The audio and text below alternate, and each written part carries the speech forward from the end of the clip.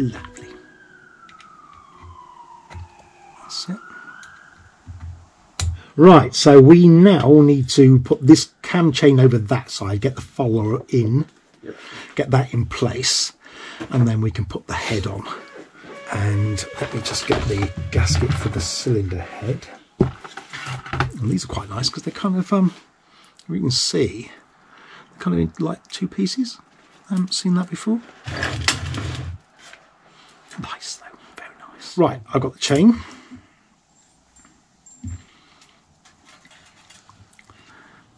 Hose out of the way. Go on, piss off. And we'll just lay it over that way and just, I'll hold that, Max, while you just pop that in place. That's it. Okay. Jolly good. Now, so I'll hold the chain while you put the actual barrel back on top. The head, I shouldn't say, that's the barrel already on there. So we get that on there. The gasket on. You got that, Max? Yep. Right. Just drop it down a bit, mate, and then I'll just grab the chain. And I have that. Okay. Get two guides in. Pop that on. Lovely. Good. Right, and as I've said before, folks, we will in a minute go through all the torque settings because we've got to look ourselves to see how tightly we torque this head down. So we'll go through that in a minute and we'll tell you what torques they are for each one. I've got it. You got that? Yep. Okay, Max, I've got that. Okay.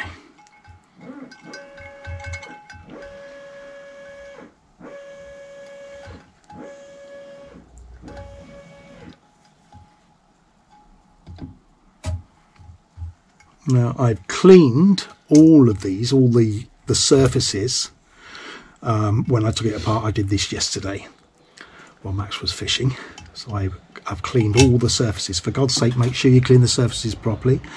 And don't go using anything sharp or anything else if there's a bit of gasket on there or something like that. Because if you take a nick out of anything, it's buggered. So I just used a piece of 1000 grade. There's only a couple of little places I cleaned off on a bit of, with a bit of 1000 grade, and then that's it. And everything else, as you can see here, that's perfect. It's all nice and clean. Okay, so we now want to put the cylinder head bolts in place. Get the 4 of those in. The longer bolt goes here, the shorter bolt goes inside. Okay, very important. And they're telling we've got locking agents to put on to the thread, and they're saying that we want to put a little bit of oil around the washers when you put it down, otherwise it could leak oil, they tell us. So, okay, sorry, just right, you can just lift that camera up a little bit, Max, because it's it can just literally just like that. Keep going. That's better. Right. Yeah, now you can see us properly. Yeah, so that's important there. Longer bolts this side, shorter bolts that side. And they all torqued out to 50 Newton meters. So I think we'll torque them down to 20 first, get them all to 20, and then we'll whack them up to 50. But in the right sequence, and we'll show you that in a second, the right sequence. Is there enough on in there, Max, or are we going to have to go and get some? Should be enough. It's got some more. So it is an outside.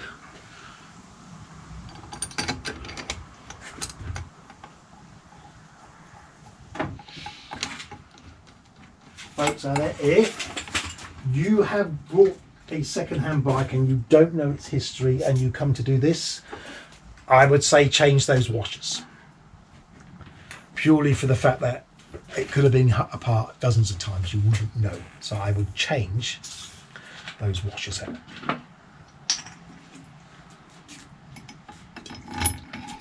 Just nip them down, Max, and then we'll, like I said, we can slowly twist them up. That'll do, Max.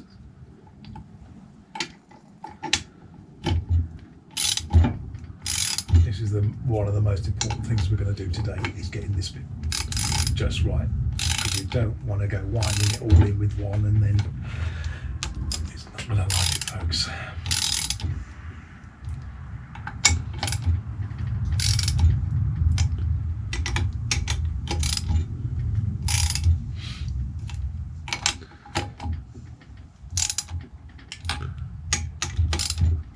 And as you can see, Max is only just holding the ratchet up that end, so he's not putting that much pressure on each one. He's just getting it so it's just done, and then we'll get the torque wrench out, and then we'll torque them off.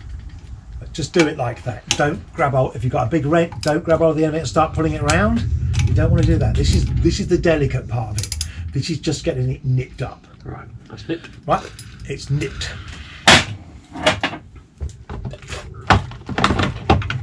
So it says 50, yeah? 50, yeah. So we'll go 25 first. Yeah, just do it with 25 first, Max, and then just we'll put them up to 50. I prefer it to do it that way.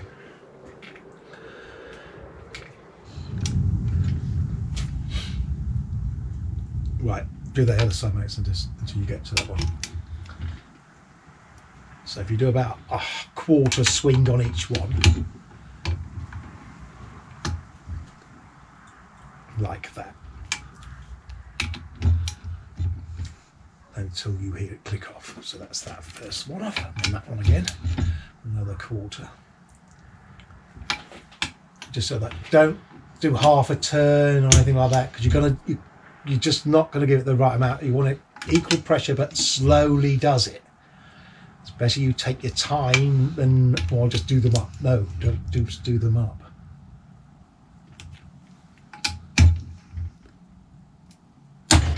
That's the first one.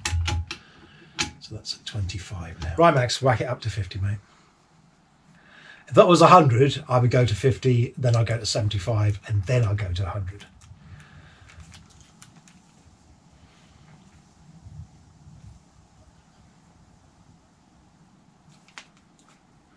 Right. And we're using Newton meters, obviously. I think it's 37.5 pounds or something like that. I can't it's my mind, but don't quote me on that one. And the same again, just like a quarter of a turn on each one.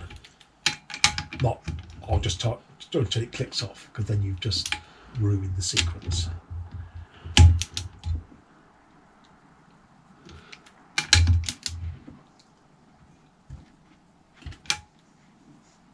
I've done this before now, and I've actually snapped one, but that was on a little 50. Obviously, I didn't have a torque wrench. I'll tie that up and go, cut. Oh dear.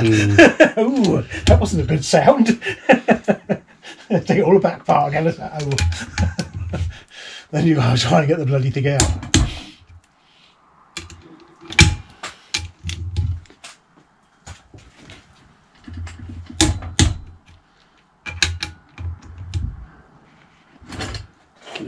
Yeah, I got it next.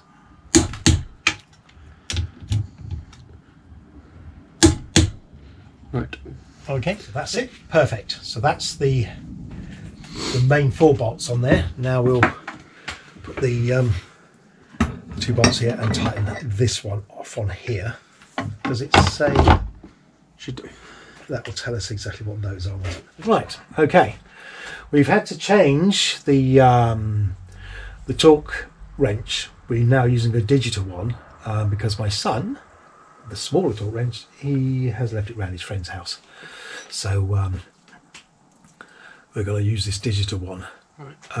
What's that on there, Max? If that's on 12 Newton meters. Yep. Okay, so we're going to just tighten this on now.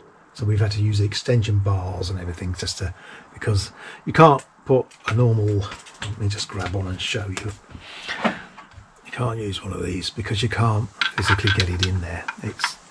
So we're having to use a smaller bar. Yep. Ready? So, okie doke.